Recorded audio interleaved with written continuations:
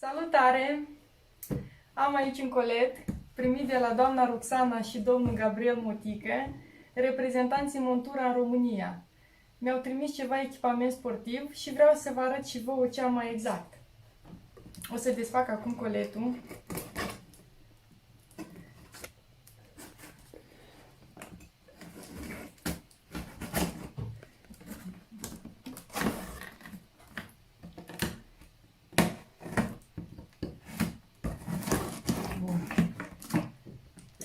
Surpriză! Ia să vedem. Ok.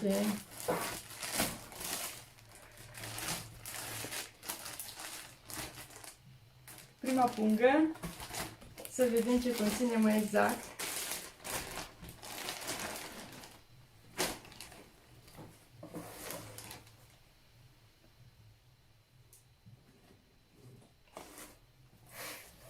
Ceva jachete.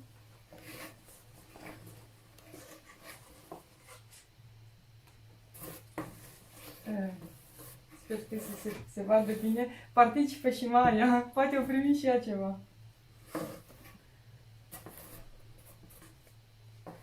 Okay. Abia aștept să le și testez, bineînțeles.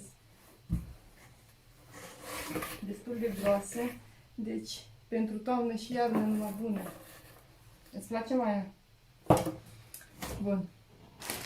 Următoarea pungă.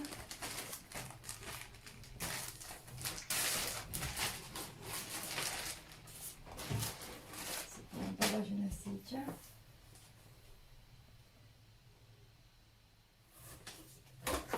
Un maieu. Ce frumos e. Un maieu de vară, lejer și fain. Am văzut o poză și mi-a plăcut foarte mult culoarea. Spre deosebire de echipamentul vechi pe care îl am, are culoare albastră. Ăsta e așa mai plin de viață, mai pentru fete. Chiar îmi place. Ok. Următoarea pungă. Un tricou. Nu. Cum să nu-ți placă? Culorile astea vii, așa, pentru fetițe.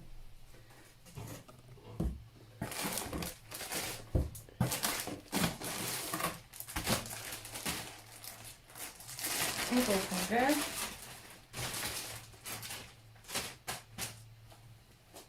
Oh. O pere de pantaloni scurți. Da, sunt mărime S. Par așa pentru copii, dar e mărimea mea. Eu portez. O să le și probez.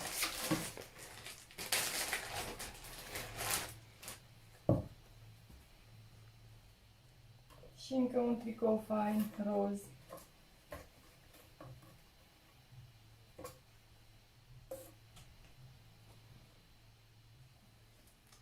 Bun.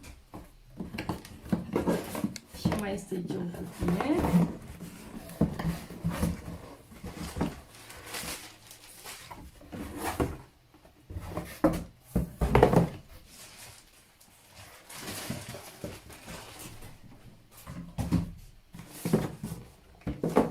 Cu o pereche de încălțăminte.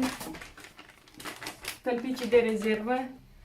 Cum vă ziceam și într-un clip anterior în care am prezentat o pereche de pantofi de alergare și spuneam că au două rânduri de tălpici. Ăștia sunt la fel. Dar nu știu exact ce model sunt. Ăștia sunt Viper Woman.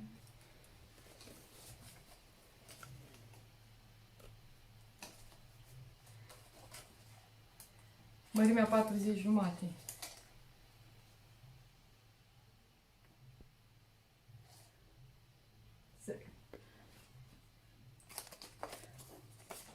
Cu modelul acesta încă n-am alergat doar cu montura Bip Bip. Și abia aștept să-i testez. Probabil mi-am programat duminică. Să vedem cum va fi vremea. Și vreau să merg până în Parângul Mare. Și atunci va fi o ocazia perfectă să-i testez. Sistemul ăsta de închidere. Bun. Să scoatem și tălpicul. Acesta e la fit, cel mai subțire.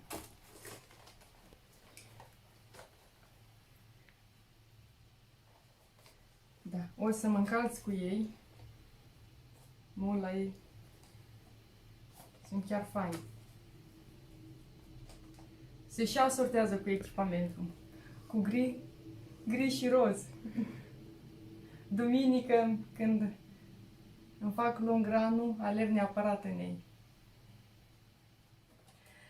Bun, păi acum cred că o să mă și îmbrac în pantaloni scurți și un tricou mai eu văd eu ce și să mă și încalț în pantofii ăștia. Să văd cum stau pe mine. Că până la urmă asta contează, să mă simt bine în ele și să fie mărimea mea. Adică e mărimea mea, dar să nu se potrivească. Bun.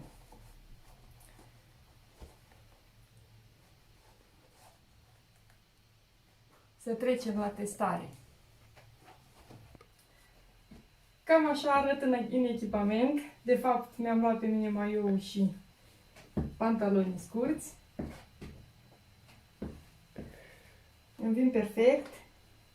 Au materialul așa de moale și ușor, adică sunt sigură că oricât de mult n-aș transpira, în 10 minute maxim sunt uscată la loc. După cum se și vede, adică de ce puteți să vedeți din filmare. Încălțămintea îmi vine perfect, pe mărimea mea. Sunt ușor, comozi. Primul test prin casă. Urmează testul direct pe munte. Pentru că până la urmă sunt pantofi de munte. Oricât de mult nu mi-ar plăcea, o să-i port și prin oraș, bineînțeles.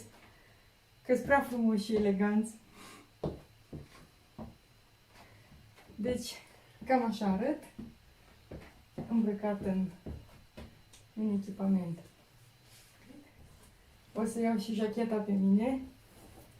Că am văzut-o că mi-era la îndemână.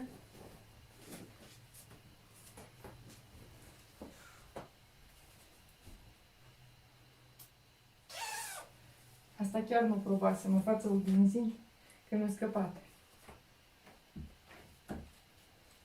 Trebuie să tai eticheta.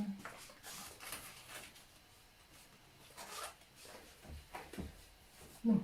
Poate să vină iarna, poate să vină ploile.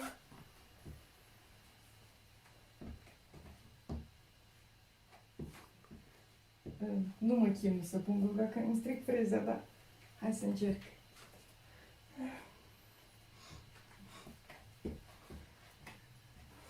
Că mi-a căldurile.